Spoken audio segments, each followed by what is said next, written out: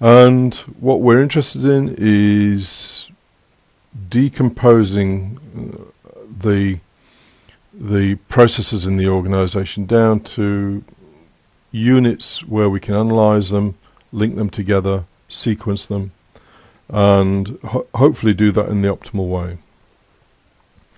And the issues that surround BPM, which are always people issues, they're not. There are technology issues, particularly around integration, and maybe mention that shortly.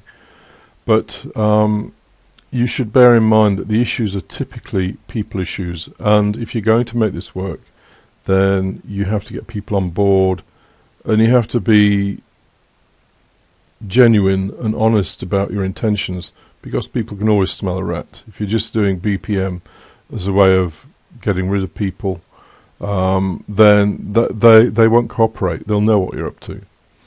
So what does BPM look like in terms of a methodology? Well, we can take a simple process, and there are, as always in these things, there are conventions for the way we annotate these things. There's no great religious significance about this. It's, for example, a rectangle with rounded squares is usually used to represent a process. And a process has an input or inputs, and it has an output or outputs. And, to a large extent, that's it. But obviously the whole thing gets more complicated than that, and it's the sequencing typically where the complexity comes into it. But if we take an example of, say, processing an order. So let's start off with a receive order. So receive order. And actually I've not particularly done this well. Let me see if I can rub this out. There we go. There are two parallel streams of activity in this particular example. So here is the physical handling of the goods on the bottom level, and here is the processing of the paperwork, effectively the admin. So we receive an order, and a symbol that is used to denote a splitting of process activity is a diamond shape.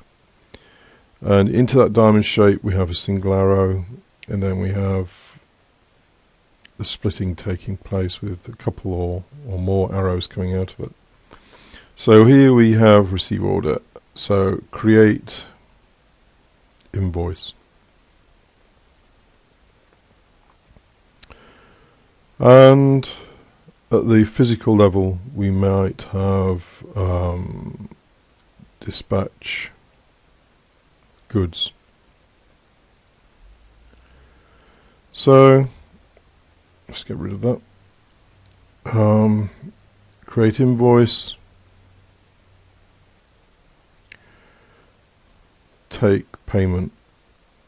It depends on the policy in your organisation whether you're happy to dispatch goods before payment, or how you deal with your customers. But those two things will come together, and maybe at that point we archive. So at a very crude level, that's how you might create a diagram for, or a process for processing an order. Obviously in real life, in a real organisation, this process may include 100 of these sub-processes that are linked together and sequenced. And to do that, you need two things. you need people with deep domain experience, and you also need fairly sophisticated tools that are going to show you where there are any logical inconsistencies in your sequencing, because it can get quite complicated. Now, it's worth saying that this kind of approach works very, very well for high volume processes that might be executed, well, if you're a large organization, maybe 1,000, 10,000 times a day. So in a call center, say. If you are an organization that typically, well, let's give an example, a shipbuilder. You have maybe 2 large orders that you process a year. Well, then BPM probably isn't going to be much use to you, because each process is going to, on one occasion you're building maybe a military vehicle, on another one you're building an oil tanker. There might be some parts of the process that you can address through BPM, but typically it's not all that much.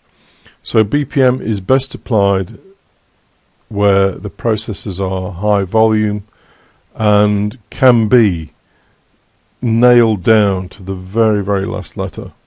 BPM in a knowledge worker environment is applicable, but you have to be rather more loose with your definitions and the way you define things. So,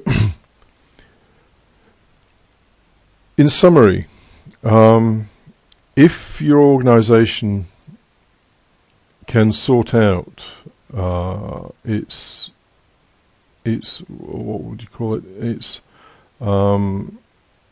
Its organizational structure and its management structure, and the political issues that will inevitably arise as you try to implement BPM. If you can find a way to engage people so they feel involved and not threatened, if you can address integration issues at a technical level, because talk about those in another video, but they are the big thing. And in fact, for many people in IT, when you mention BPM, they will think about integration, because ultimately you're trying to get many systems that you might have in your organization to talk to each other. And that's not an easy thing, and it never has been. And service-oriented architectures have been touted as a solution, and in truth they're no more a solution than anything else, because ultimately the problems are largely organizational.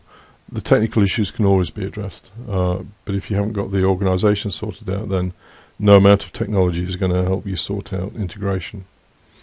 So if you can sort out those issues, if you have the kind of business that's going to benefit from BPM, if you have the will at a very high level in the organization to make it work, then BPM is likely to make quite a bit of difference to your business.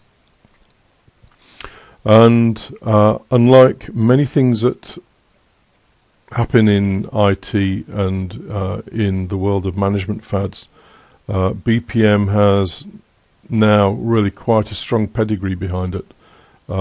Plenty of education, plenty of methods, plenty of techniques, fairly formal approaches that work and will make a difference to your business. So this is the first recording on BPM. There will be many others, and if you want to keep track of this, then I suggest that you subscribe on the website at martinbutlerresearch.com, and you'll be notified of when further recordings come out. So thank you for your attention.